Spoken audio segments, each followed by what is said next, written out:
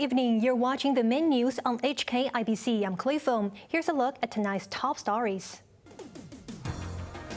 There has been a rush for tickets for the high-speed rail service, which resumes on Sunday after 3 years.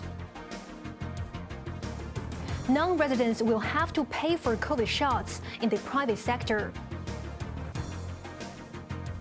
And China hits out as the United States and Japan strengthen their defense alliance. High-speed rail services to the mainland will finally resume on Sunday after being suspended for 3 years because of COVID. However, there will only be short-haul services at first. Janice Low reports. When the clock struck 2 this afternoon, hundreds of people flooded West Kowloon Station to grab tickets for a journey north. After 3 years, high-speed rail services will resume on Sunday, 1 week before the Year of the Rabbit is ushered in. Although travelers do not need to book a slot to go to the mainland, tickets are limited with only 5,000 daily in each direction.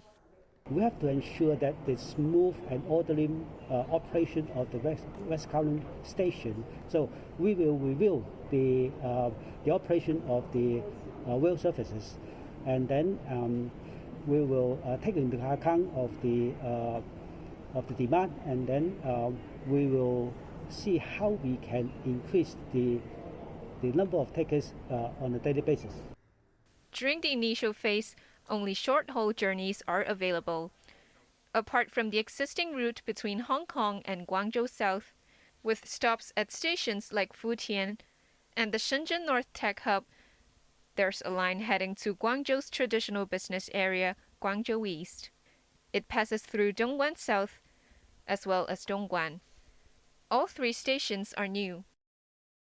There is no definite timetable yet on when we will resume the middle or the long-haul services. Customers can also transfer to other stations using the Shenzhen or the Guangzhou station. Yang said each day, 39 trains will head north, with 38 pulling into Hong Kong. Disinfectants, which are flammable, are banned on the train. Passengers can only opt for wet wipes instead and have to keep their masks on at all times. Janice Low, HKIBC. A lawmaker says the number of high-speed rail tickets on sale is unable to meet demand. Some people who went to Kowloon West Station were unable to get tickets to travel north. Missy Mark reports. Although online tickets went on sale 2 hours before counters at West Kowloon Station opened, many people opted to purchase tickets personally. A number of people in the queue did not know how to get electronic tickets. For those who are not, particularly good at using maybe mobile app or website, they can definitely come to the stations and we'll help them. And we also have travel agent. We have appointed travel agent to help to sell tickets. So customers can also approach the travel agent for help to purchase the tickets. Several people tried their luck to purchase a ticket through their phones while waiting in line. This man was one of them, but he could not get past the verification process.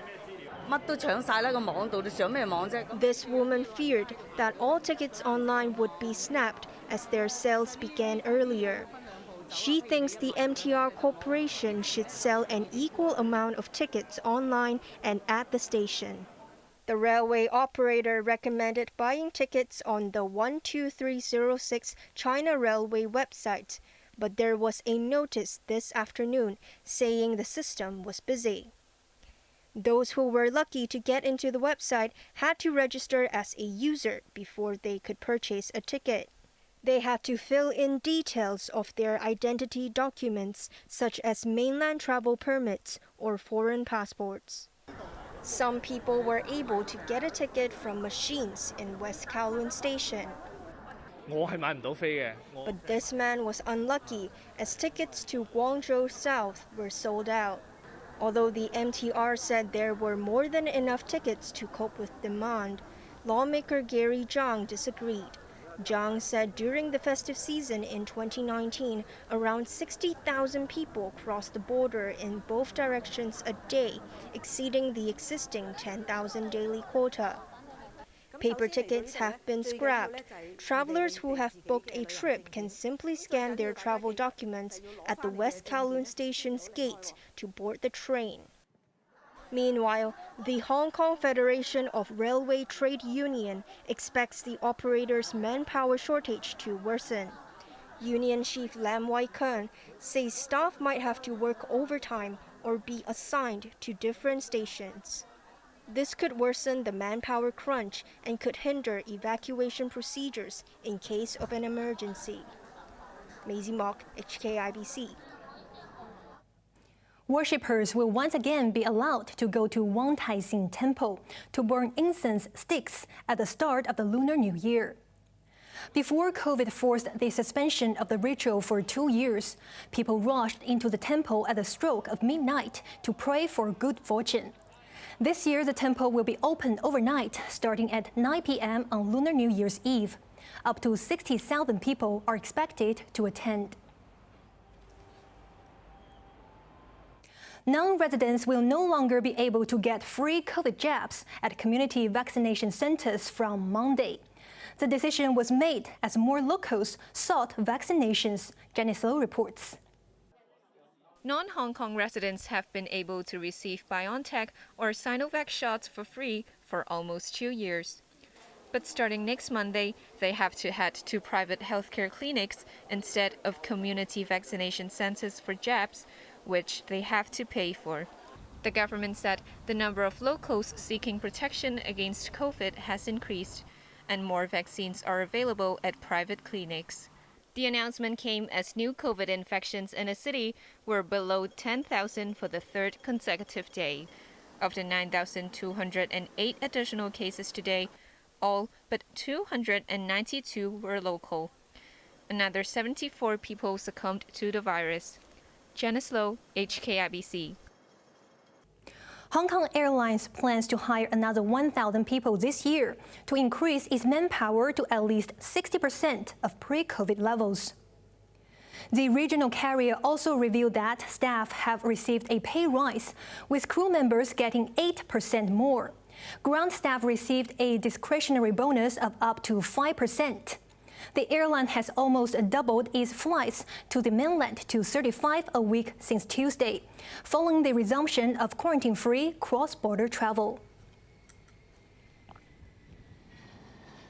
The United States and Japan have pledged to strengthen security cooperation amid concerns about China's growing economic and military might. Beijing condemned the move, warning that Asia-Pacific region could be turned into a wrestling ground involving major powers. The foreign and defense ministers of the United States and Japan have pledged to strengthen ties amid growing concerns about China. At their meeting in Washington, they said Beijing represents the greatest strategic challenge in the Indo-Pacific region and beyond. Secretary of State Antony Blinken described the U.S.-Japan alliance as the cornerstone of peace and stability in the Indo-Pacific region. Defense Secretary Lloyd Austin stressed the depths of the relationship. And I want to reaffirm the United States' ironclad commitment to defend Japan with the full range of capabilities, including nuclear, and underscore that Article 5 of the Mutual Security Treaty applies to the Senkaku Islands. The uninhabited islands in the East China Sea are claimed by both Tokyo and Beijing, which calls them Diaoyu. Last month, Japan announced its biggest military buildup since the Second World War, allocating 2% of its gross domestic product to defense.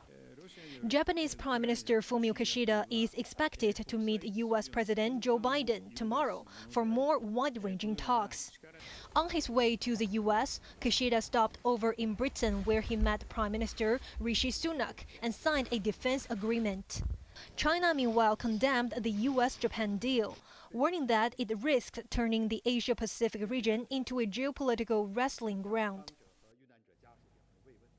Aides of U.S. President Joe Biden have found more classified government documents at a different location where a first batch was detected.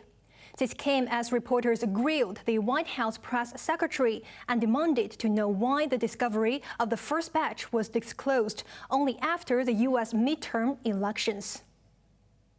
Why didn't he or someone in the White House inform the American people when these documents were discovered on November 2nd?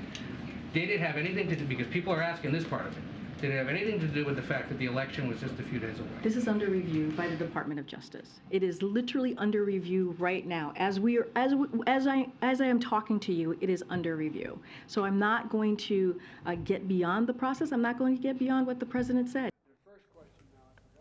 During a visit to Mexico, Biden said he was surprised by the discovery and does not know what the documents contain. Some reports say the papers cover subjects such as Ukraine and Iran.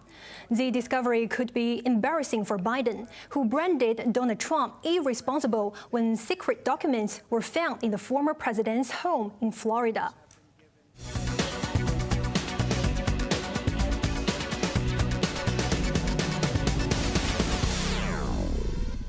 The Hong Kong stock market consolidated slightly today as investors waited for the latest U.S. inflation data. The Hang Seng Index started the session strongly before plummeting over 200 points at noon. It closed marginally higher at 21,514 points. The tech index lost steam during the day and closed 1.3% lower. Tencent hit a half-year high before ending down 2.6%. But NetEase jumped 3.7% following a deal with China Network TV to build a metaverse stage for Beijing's Spring Festival Gala. Electric vehicles accelerated, with BYD company jumping 5.3% on its expanded operation in India. And now let's take a look at the markets. The Hang Seng Index closed up 78 points.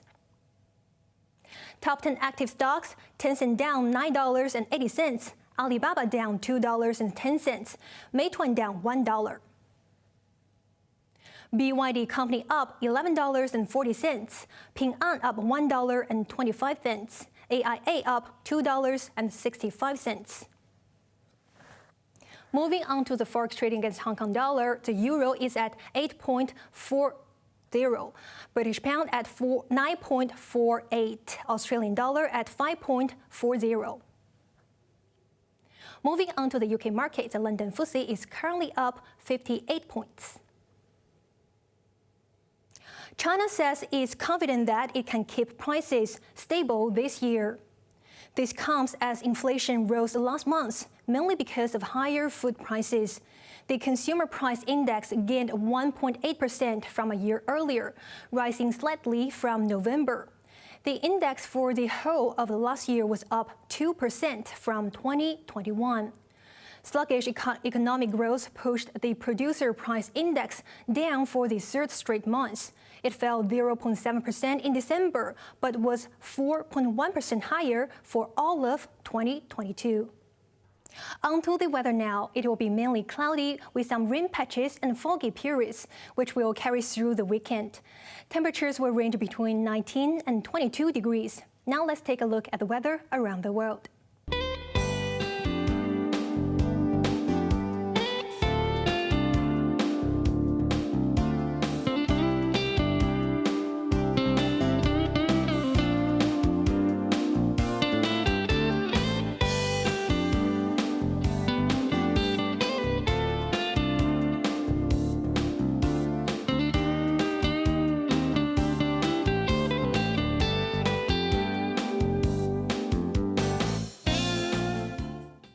That's our main news for Thursday night. Join us for more news at 11. I'm Chloe Feng. Thanks for watching. Good night.